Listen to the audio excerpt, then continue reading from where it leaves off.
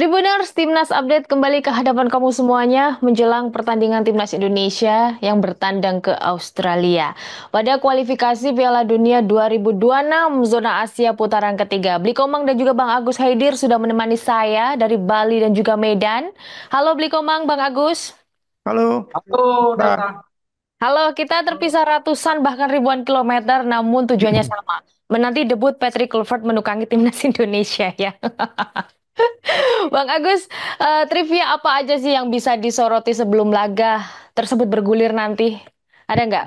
Mungkin ya mungkin banyak ya, tapi ada nggak satu trivia yang unik nih menurut Bang Agus? Ya, apa ya untuk pertama kalinya mungkin eh, nilai tim kita berada di atas Australia nih. Iya, iya. Dan apa ya kalau dibilang ada ada sedikit perasaan kayaknya kita bisa nih. Nah, itu. Kita di atas angin gitu kan ya. Nggak di atas angin sekali sebenarnya, tapi ada beberapa celah yang mungkin bisa kita manfaatkan ketika melawan Australia ini. Nah, itu dia. Kita mau nyari celahnya nanti saat lawan Australia. Bli Komang, ada nggak sih menurut Bli Komang sisi unik mungkin dari pemain yang kita ada beberapa kita naturalisasi pemain, ada juga yang debutan, mungkin juga dari Patrick Kluivertnya sendiri. Menurut Bli Komang apa ini? Kalau saya tentu ini menjadi tantangan terbesar seorang Patrick Kluivert ya. Ya, Dia akan menjadi sorotan utama di laga ini sebagai pelatih baru, pengganti Sintayong yang Sintayong. menjadi kebanggaan pendukung timnas sebelumnya. Jadi ini menjadi tantangan besar bagi Kluivert. Apa yang bisa dia lakukan terhadap timnas Indonesia saat ini. Dan tentunya ada sejumlah nama pemain-pemain baru ya yang baru dinaturalisasi dan Mm-mm. berpeluang mendapatkan debutnya di laga melawan Australia ini. Artinya secara tim, secara skuad kita lebih baik dari sebelumnya dan tentu sekarang tinggal menunggu bagaimana racikan dari seorang Patrick Kluivert ini yang akan dinanti-nantikan oleh publik sepak bola tanah air. Ya, pelatih asal Belanda. Tentunya juga nggak jauh-jauh dari gaya bermain Belanda. Di samping kabinetnya Patrick Kluivert pun juga Belanda semua, meskipun ada dua nama lokal di situ kan ya. Nah, eh, otomatis dengan taktik maupun adaptasi dari para pemain sudah tidak perlu dilakukan lebih dalam lagi nggak sih, Bang Agus, untuk adaptasi Patrick Kluivert dengan pemain-pemain Indonesia?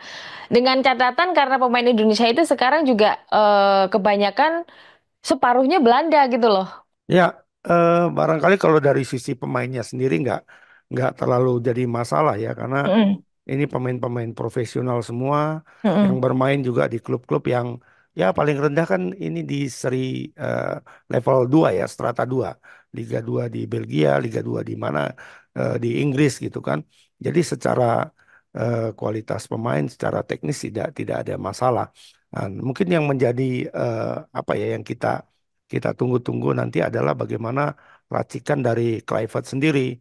Apakah masih akan eh, kalau kita bilang ya melakukan adopsi daripada eh, strateginya Sintayong sebelumnya atau dia pakai strateginya sendiri.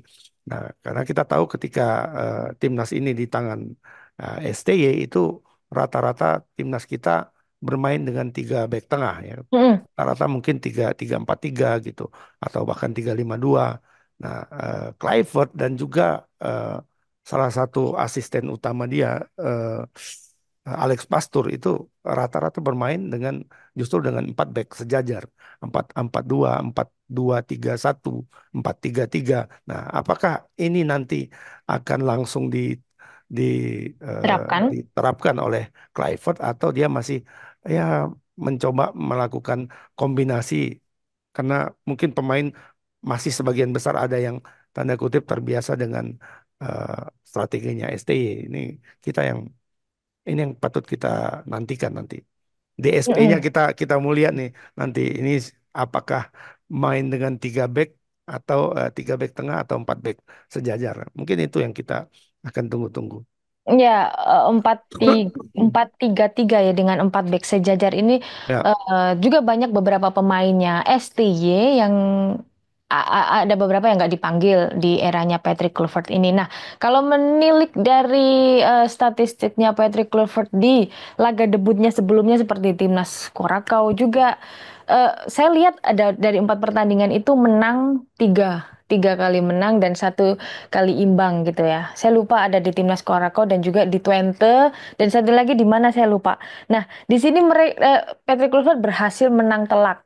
Ada yang 8-0, ada yang 5-0, ada yang 2-1 ya tipis dan juga 1-1 tanpa kekalahan. Nah, ini kita juga menantikan ya Bli Komang ya. Bagaimana debutnya Patrick Kluivert bersama timnas Indonesia ini, bisa nggak sih kalau langsung telak gitu aja? Bayan kita tuh udah tinggi banget ya. Ya, ya, memang sosok Kluivert ini akan menjadi sorotan ya. Ya terkait strategi formasi kalau kita lihat dari backgroundnya dia, kebiasaannya dia dan juga bagaimana apa, gaya kepelatihan para asistennya. Saya cenderung memprediksi Kluivert akan memakai 4 back sejajar ya. Mungkin dia akan meninggalkan formasi 3 back tengah yang biasa dipakai oleh Tayong. Ya karena kalau itu masih dipakai, nanti otomatis Kluivert mengcopy paste yang punyanya saya itu juga akan menjadi Sintayong dong, sorotan. iya. Ya sama juga artinya bermain bertahan karena tuntutan bagi Kluivert di laga ini bersama timnas tidak hanya poin-poin maksimal ya, tapi juga bagaimana bisa bermain bagus, bermain indah, bermain lebih menyerang gitu. Artinya kan itu Mm-mm. menjadi salah satu faktor STY kemarin dipecat kan karena gaya permainan salah satunya. Sekarang mau tidak mau Kluivert harus bisa mengubah gaya permainan dari Sintayong sebelumnya yang disebut-sebut parkir bus itu. Sekarang bagaimana Kluivert harus lebih berani tampil lebih mungkin lebih sedikit menyerang ya. Ya kecenderungannya sih saya lihat dia memakai 4 back ya. Kemungkinan besar formasi yang dipilih adalah 4-2-3-1. Jadi ini formasi yang lebih lebih apa ya ideal saya kira untuk timnas karena ini menjaga keseimbangan tim ya antara lini belakang, tengah dan di depan ketimbang mungkin memainkan secara frontal 4-3-3 yang lebih ofensif ya.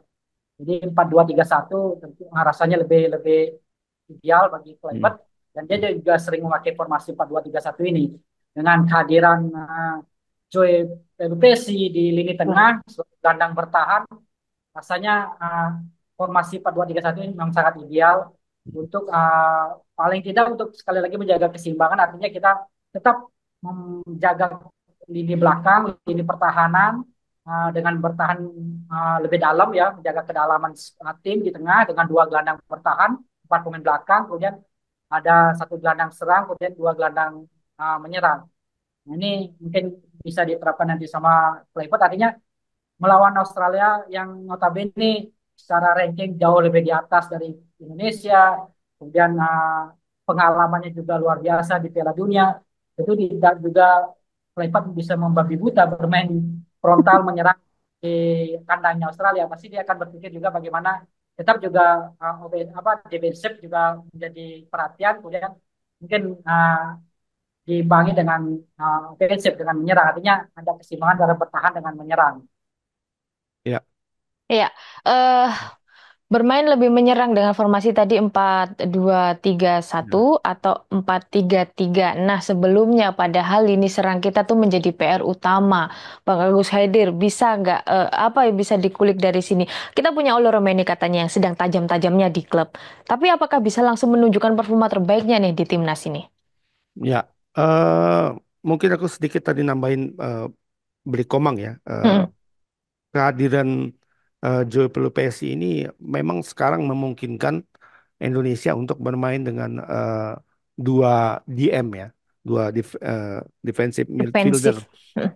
ya, dua pivot kalau kalau sekarang orang sekarang bilangnya dua pivot ya.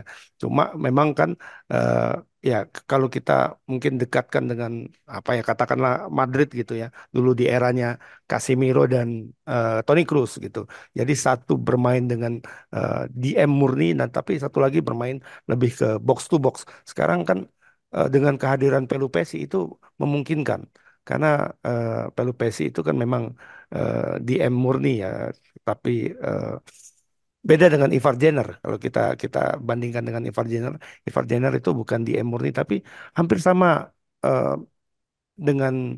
dengan Tom Hai. Tom Eh, Hai ya, mereka mereka sama-sama box to DM. box begitu. Box to box, bukan di M murni. Nah, tadi kembali ke pertanyaan Delta terkait dengan oleh Romeni ya. Kalau aku sih nggak tahu, eh, berpikir mungkin saja Kluivert tidak akan meletakkan Romeni sebagai nomor 9 Huh, gitu. padahal padahal Ya, gimana itu? ya tidak karena akan memakai 2-4-3-1 ya. Jadi Mm-mm. dia akan bermain seperti di Oxford. Oxford dia tidak sebagai nomor 9 tapi nomor 7 atau nomor 11 gitu. Jadi dia di kiri atau di kanan. Nah, mungkin eh Kluivert akan memakai pemain yang betul-betul nomor 9. Dan sekarang di tim itu ada 3. Ada Hoki Marcelino. Caraka, Heeh. ada Ramadan Sananta, dan Mm-mm. ada Bagaskara. Mm-mm. Eh, striker yang baru di Iya, apa ya, mungkin akan masih nol caps nih dari Dewa United. Itu 3 pemain yang betul-betul murni nomor 9. Oleh CF ini ya. ya CF nomor 9. Kalau Oleh kan bukan bukan murni nomor 9. Tapi dia lebih bergerak dari sisi sayap sebenarnya. Ketika dia main di Utrecht juga seperti itu. Sekarang ketika bermain juga di eh, apa namanya, di Oxford juga seperti itu.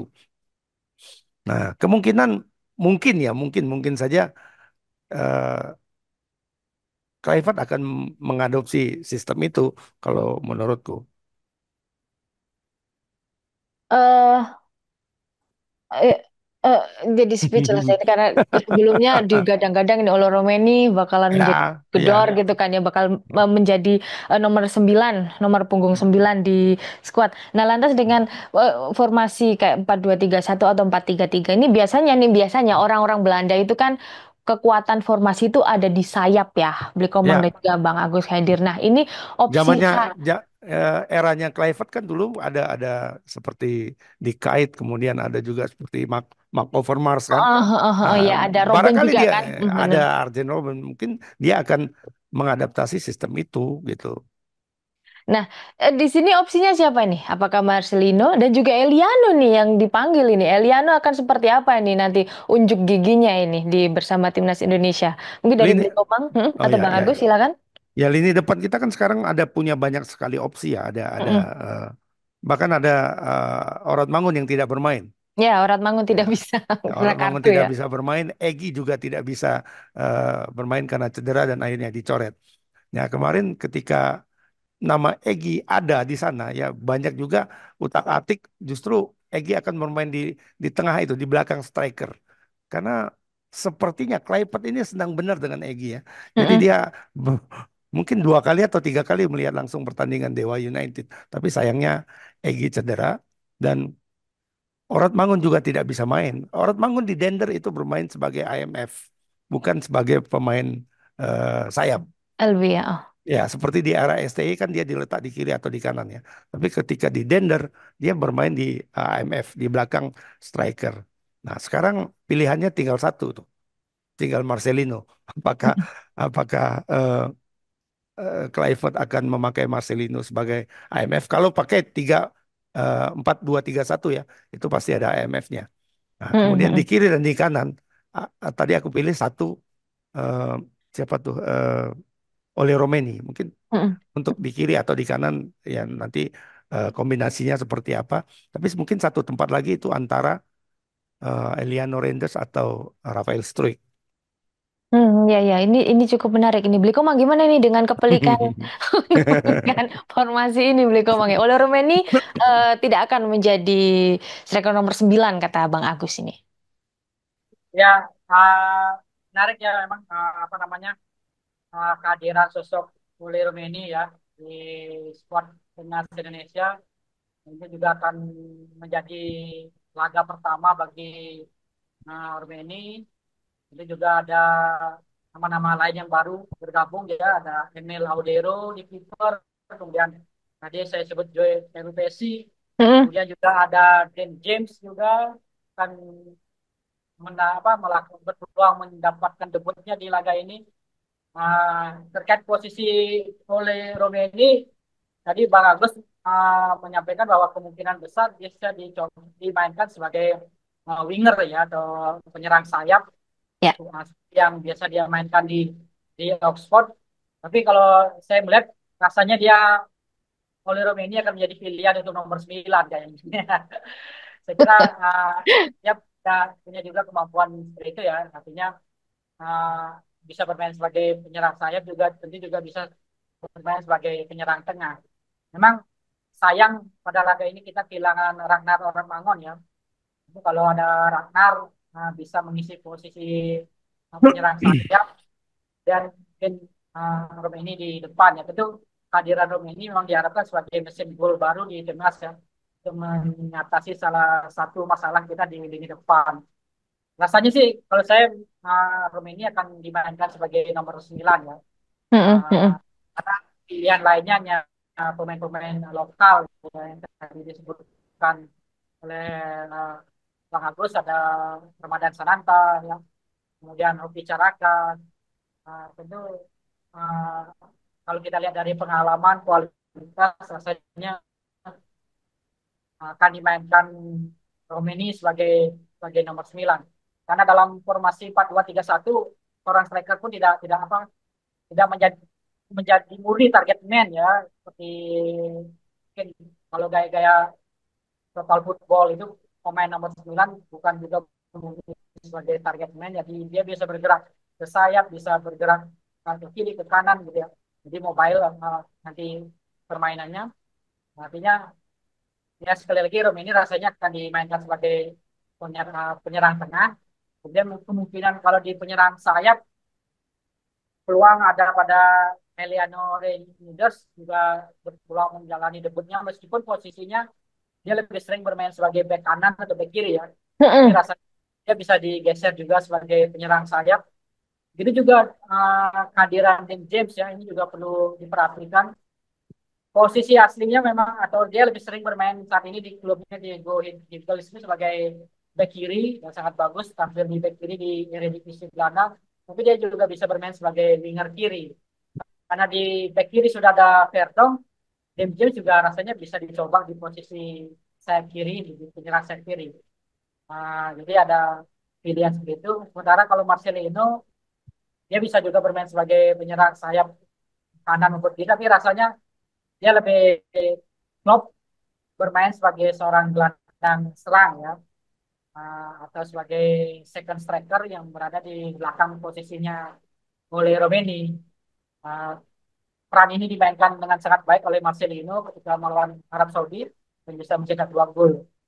Saya kira itu mungkin komposisi di lini depan ya. Karena di tengah sepertinya Peru Messi dan Tom Haye akan berduet ditandemkan karena dia punya apa namanya ya sama-sama sebagai gelandang bertahan tapi gaya bermainnya agak berbeda.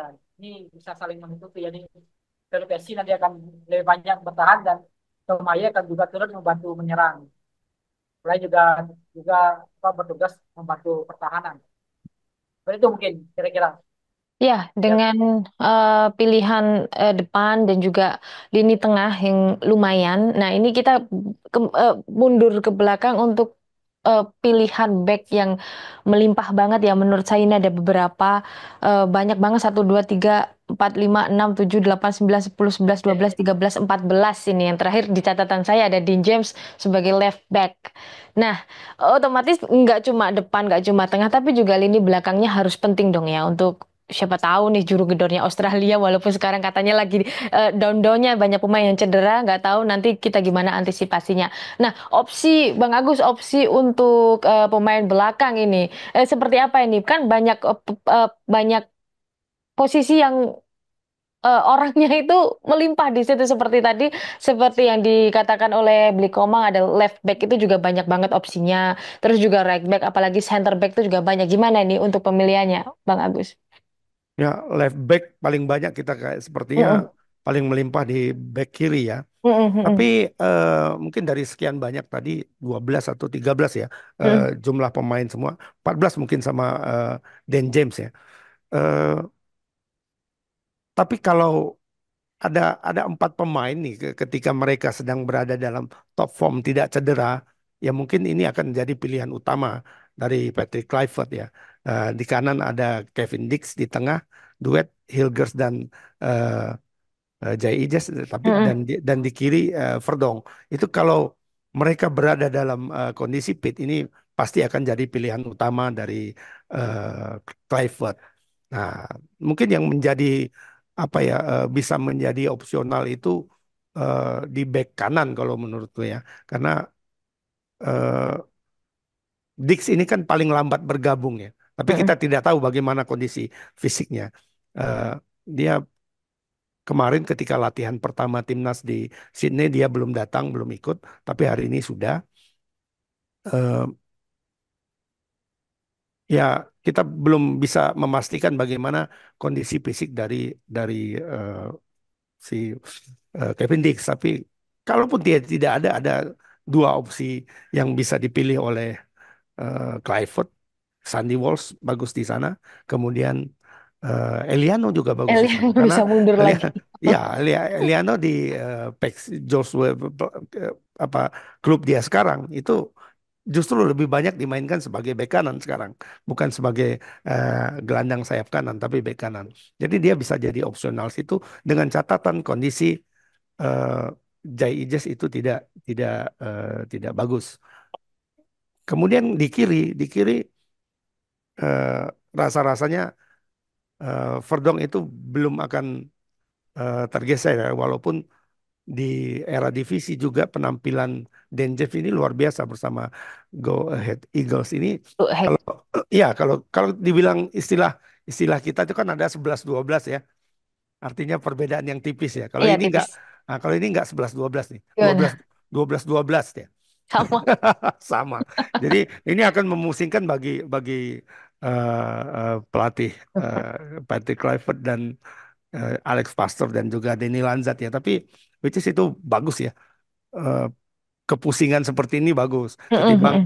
ketimbang pusing Nggak eh, ada apa-apa gitu ya. nggak ada Ah, nggak ada yang berkualitas pusing. Nah, ini kan beda nih, beda levelnya. Ini sama-sama berkualitas pusing.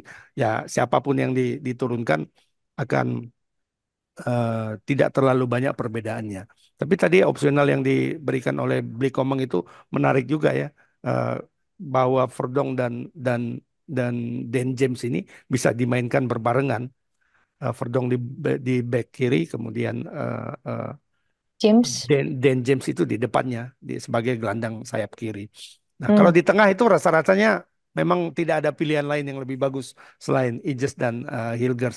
Ini Mm-mm. duet duet duet maut eh, benteng pertahanan Indonesia ini, dan sama-sama sedang on fire walaupun kemarin eh, timnya Hilgers itu dibantai oleh Feyenoord ya, tapi dia bermain tidak terlalu buruk ya, tidak terlalu buruk walaupun kalah 6-2.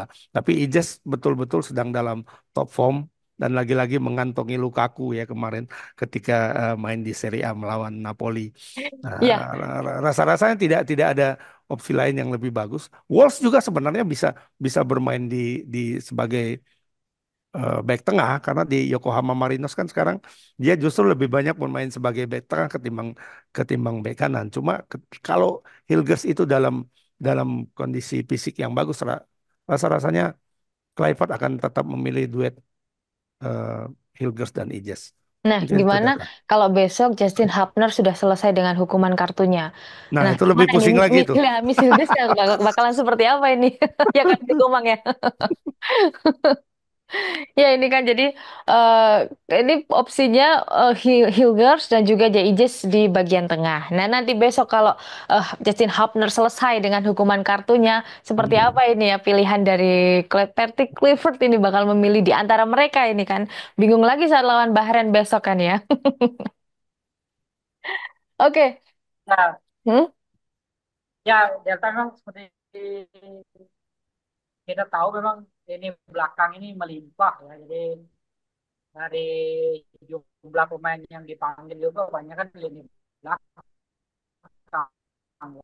Dan memang banyak yang berkualitas di sana. Mm-mm. Tapi saya sepakat dari pilihan dari Bang Agus tadi, empat back yang kemungkinan jadi starter ya.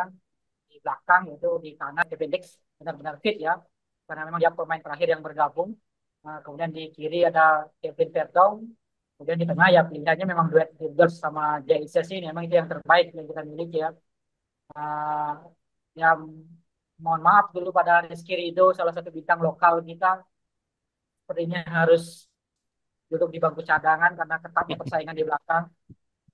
Ya, ya ini Justin Hamner pun harus absen. Seandainya Justin Hamner juga bisa tampil itu pilihannya makin banyak lagi di belakang ini.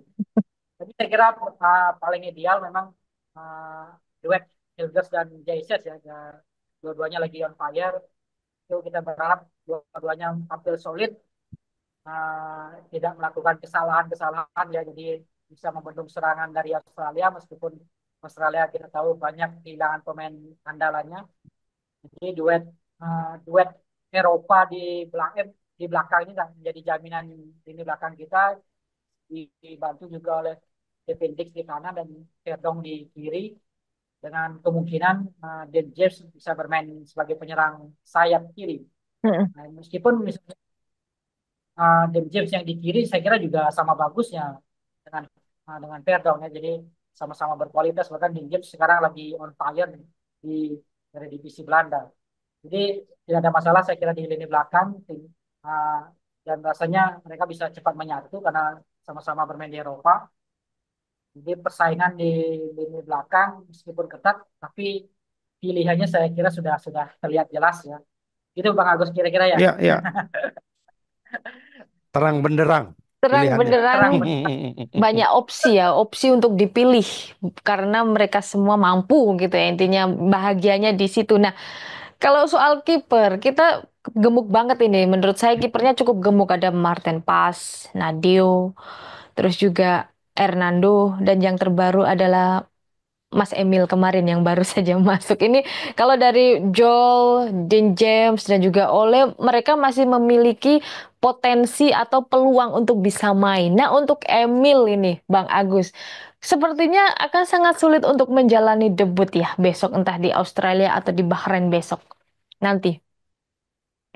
Iya, eh, nanti kan ini yang akan masuk DSP itu kan 23 Dua pemain tiga, ya. dua dua puluh tiga. tiga pemain. Sekarang jumlah skuadnya 29 setelah Egy dicoret.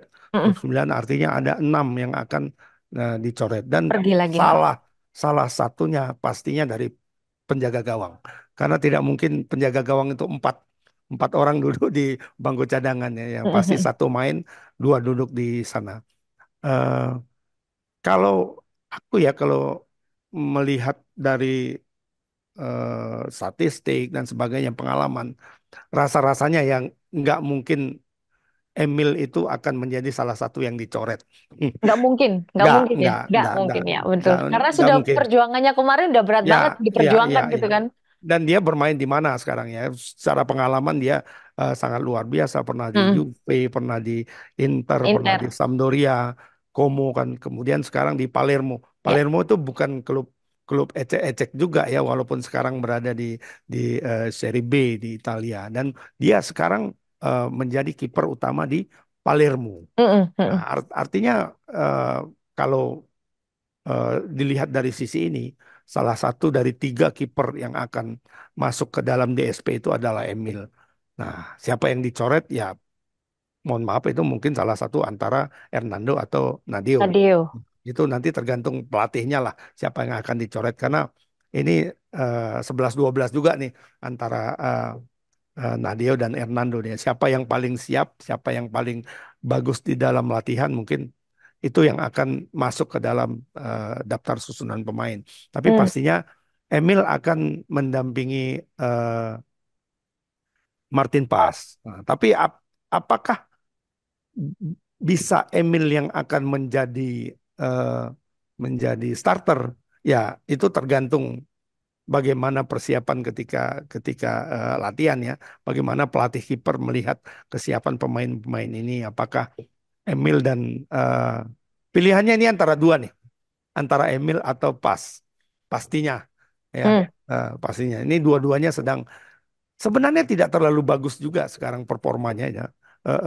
beberapa pertandingan terakhir dua-duanya ini kebobolan terus, tidak Mm-mm. pernah tidak pernah clean sheet gitu ya. Nah, tapi eh, untuk kelas kelas Asia seperti ini ya mungkin saja masih masih levelnya masih tinggi lah antara Pas dan Emil. Kalau aku pilihannya antara itu. Perkara siapa yang nanti akan menjadi kiper nomor satu. Nah, ini sangat-sangat tipis bedanya ya. Pelatih akan akan melihat ini siapa yang paling siap itu yang akan menjadi menjadi kiper utama. Ini tidak ada kiper yang akan ini jadi kiper utama terus, ini jadi cadangan terus enggak. Mm-mm. Eh, Kemungkinan mungkin bisa berganti-ganti. Mm-mm. Apakah bisa saja nanti mungkin di Australia ini Pas yang akan bermain karena mungkin dia yang lebih siap dan lebih lebih apa ya, lebih lebih sudah lebih menyatu dengan tim.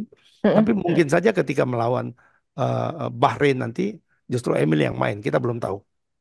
Karena Bisa. secara kualitas teknis Mm-mm. dan secara pengalaman dua-duanya hampir sama. Jadi Mm. tergantung kepada bagaimana persiapan terakhir mereka. Itu Iya, Delta. ya, Beli Komang berarti kalau dari konklusi kesimpulan dari Bang Agus itu kiper lokal kemungkinan ini nggak bakalan salah satu kiper lokal nggak bakalan diikutkan ini. Setuju nggak ini Beli Komang antara Nadeo atau Hernando? Ya, Delta dengan kehadiran Emil Laudero ini di posisi kiper, tentu ini menjadi keuntungan bagi timnas ya, karena menambah kekuatan kita di lini belakang, khususnya di kiper. Sebelumnya kita sudah punya kiper berkelas ya, Martin Paes, sekarang ada Emil, itu pilihannya juga makin bertambah. Ah, Rasanya persaingan di kiper juga akan menjadi ketat, tapi juga ini juga menjadi persaingan yang sehat ya untuk kekuatan timnas kita. Dengan empat kiper yang dipanggil sekarang, rasanya dua kiper lokal kita yaitu Emil Laude, sorry, Nadio dan Nadeo.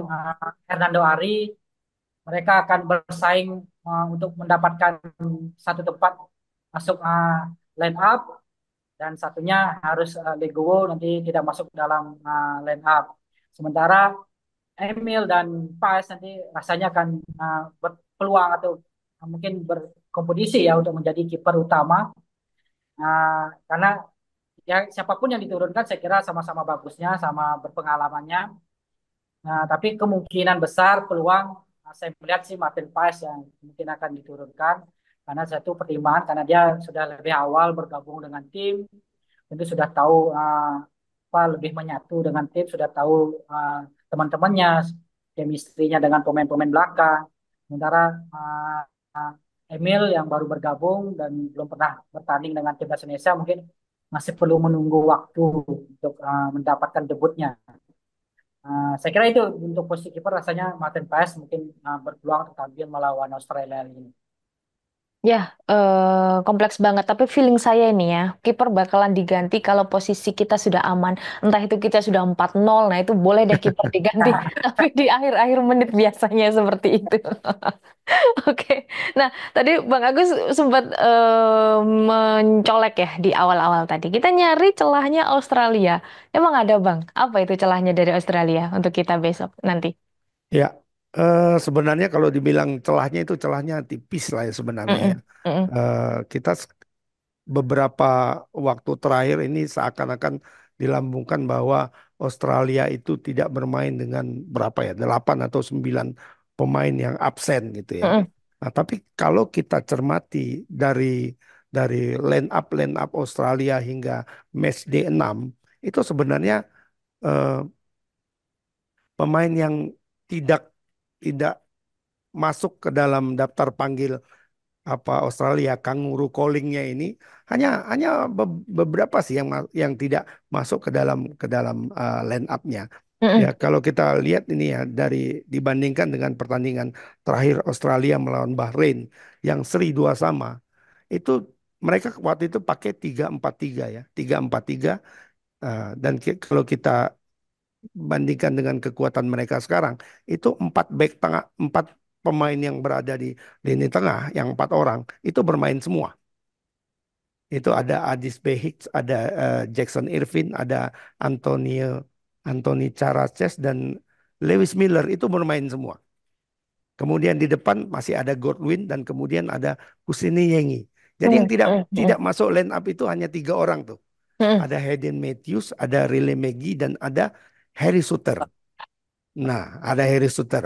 Nah, tapi ap- kalau saya bilang tadi celah kecil itu, ya mungkin kita kita kita ke lini belakangnya karena nama Harry Suter ini itu tidak tergantikan di lini tengah Australia, di lini belakang Australia. Ya. Di di di sentral pertahanannya tidak tidak tergantikan. Dia bermain terus loh dari match D1 sampai match D6 dia bermain terus dan tidak pernah diganti. Jadi kalau kita bilang ini siapa yang akan menggantikan Henry Souters nih? Belum ada. Sejauh ini belum ada. Nah, dan kalau kita lihat juga di daftar pemain-pemain defendernya Australia, tidak ada satupun yang sekelas dengan Harry Souters. Nah, ini Oke. mungkin menjadi satu celah yang bisa dimanfaatkan oleh Patrick Kluivert ya. Nah, kalau kita hitung-hitung ya, kita kita utak-atik lah begitu ya. Ya kemungkinan siapa yang akan ditarik ke tengah. Kalau saja Tony Popovic itu akan tetap bermain dengan tiga back, tiga back ya, tiga back tengah. Itu ya pastinya Cameron Burgess yang akan ditarik ke tengah. Karena secara tinggi badan hampir sama.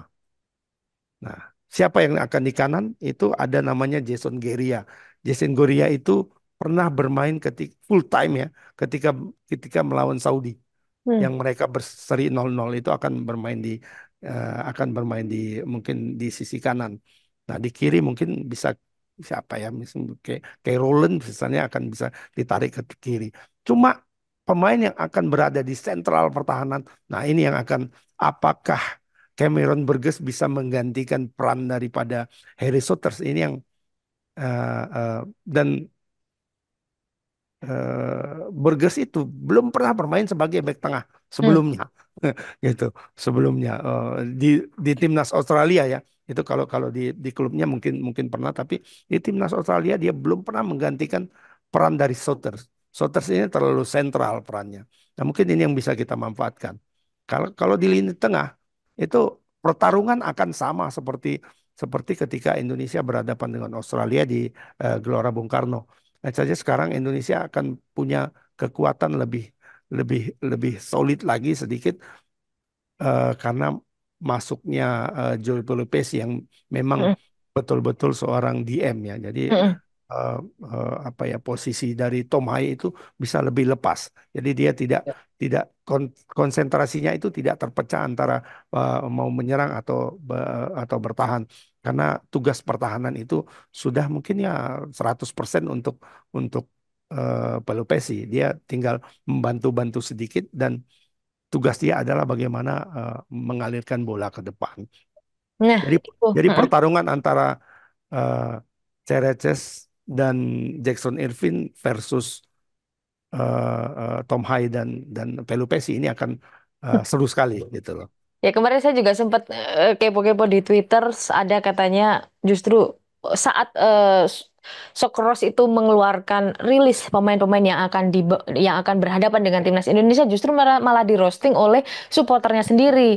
Ya, Jadi ya betul. iya kan? Jadi Nah, jadi karena mm, Australia ini apa ya kalau dibilang sekarang mereka punya punya pelapis, pemain-pemain pelapis yang jauh sekali kualitasnya dibanding pemain utamanya. Misalnya ketika Irvin misalnya katakanlah dia cedera atau apa, itu penggantinya nggak ada sama mm, sekali. Kemudian kalau Harry Suter sudah nggak ada, Cameron Burgess digeser ke tengah, misalnya. Nah, ketika ketika Burgess juga tidak perform, itu siapa penggantinya? Nggak ada juga gitu. Jadi nah, mereka eh, Popovic itu memilih pemain 7 kalau nggak salah pemain yang capsnya belum belum ada nol. ya baru ya masih debutan ya Ya, besok ya. Nah, itu. ya dan dia menepikan beberapa pemain yang justru sedang perform juga di liganya masing-masing gitu. Hmm. Nah, ini jadi kepusingan antara Popovich dan juga Clifford beda, pusing, sama-sama pusing tapi cuma beda Ya, jalur gitu aja ya. Beli Komang, dari jabaran yang ada di Bang Agus Haider tadi, sepertinya Australia sangat gampang ini untuk disusupi ya. Target realistis deh untuk timnas Indonesia berhadapan dengan Australia yang seperti itu tadi. Gimana menurut Beli Komang ini?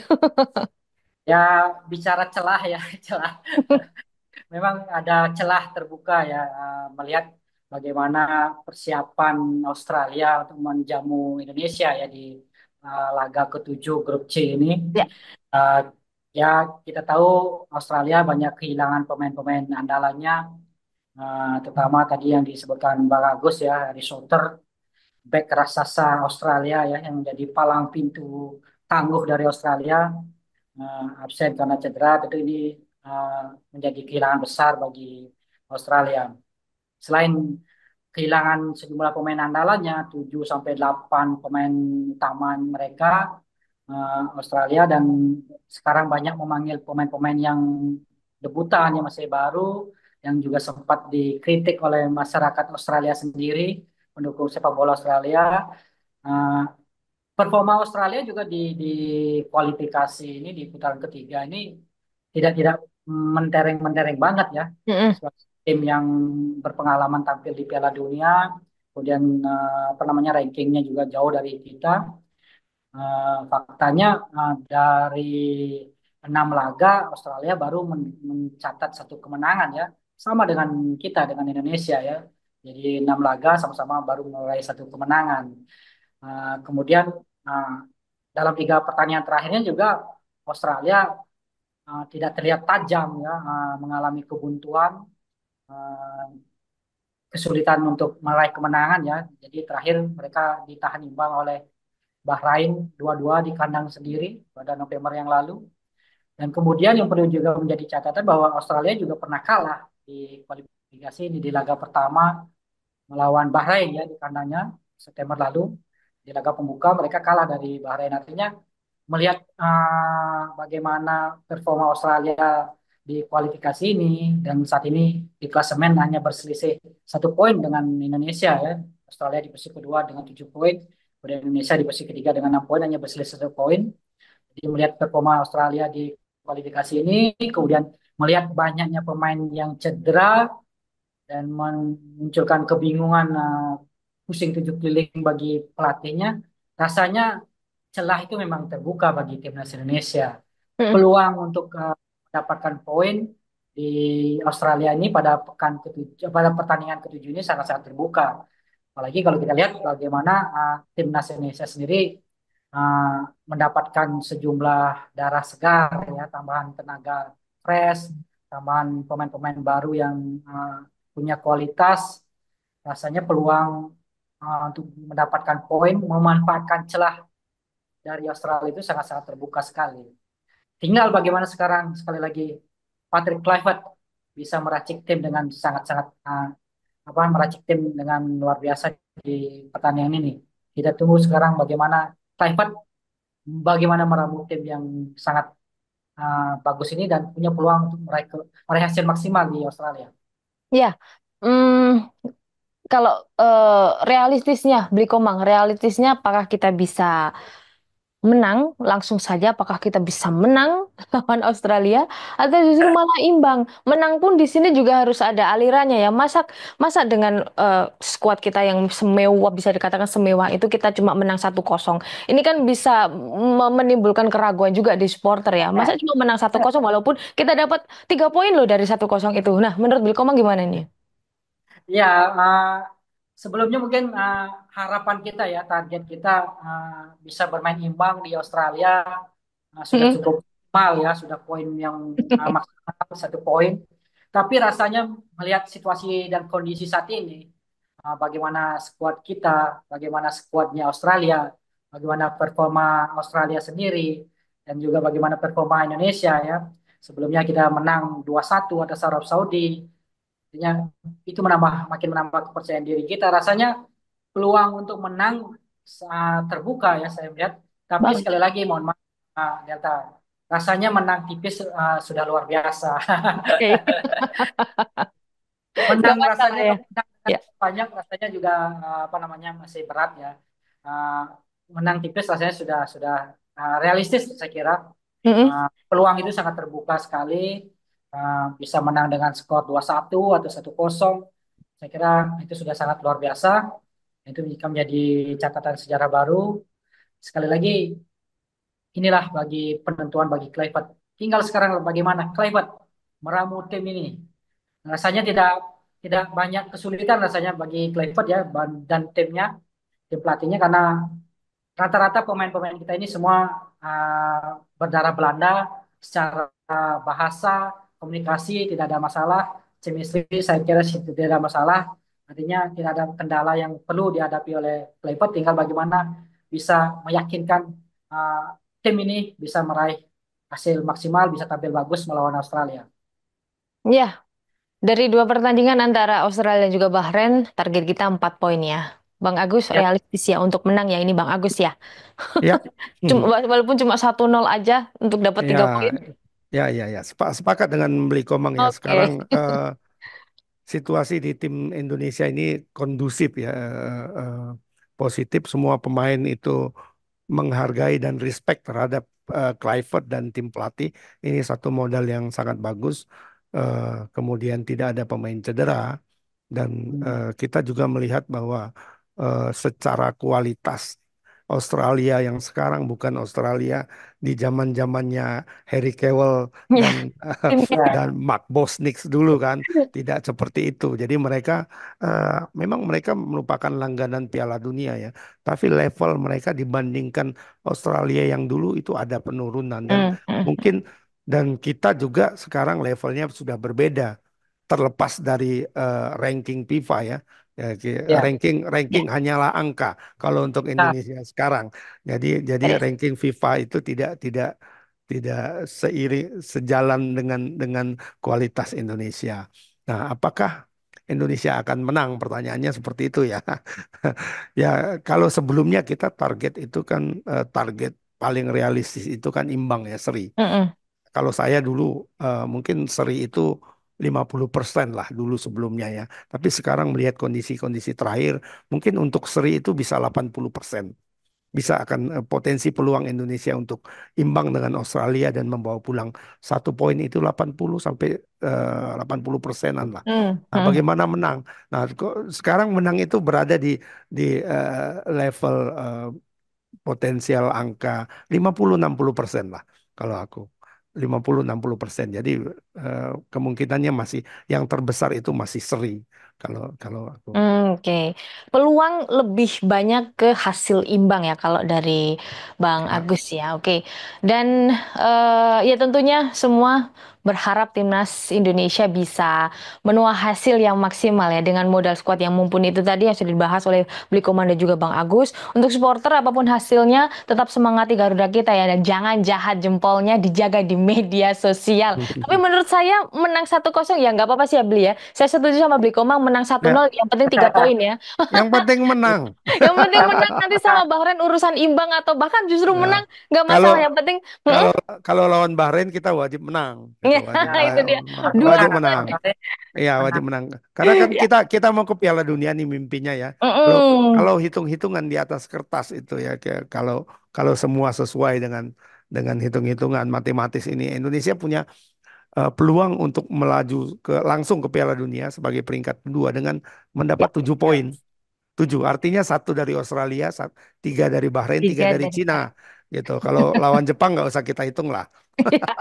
Ya sudah lah ya. Ini masih putaran ketiga, masih ada putaran keempat di kalau nggak salah Juni besok ya. Ah, ya.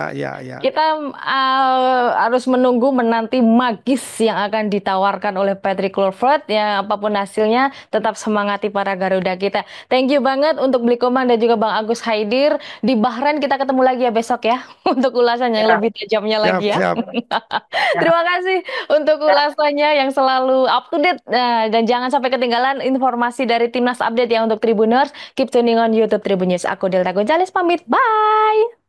Download Tribun X sekarang. Menghadirkan lokal menjadi Indonesia.